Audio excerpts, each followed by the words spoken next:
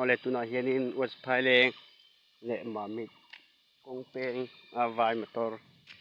accident na mun ania hi motor ania chuanin ki lai tang khianin an tol tin ania e oi khop maya ti hian he a in vit bur chok maya chuanin a hi a chin kha ania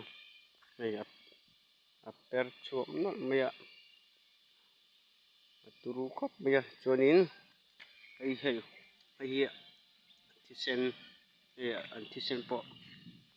an la reh lova maya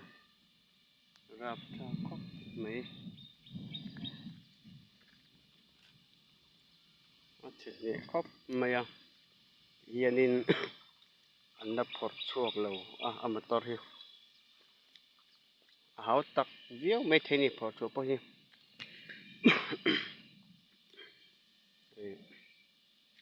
a in vit lut pawk maya a hma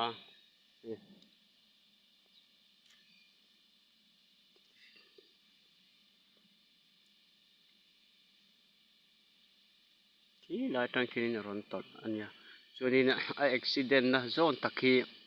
a kawng hi a ngil veka a kual ani lowa chu engtin nge accident thei tih hi rilru a awm a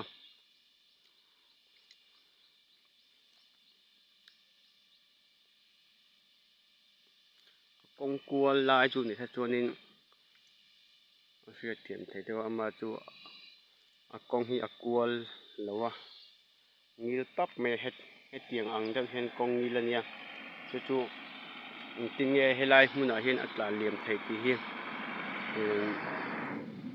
enge chan niang aw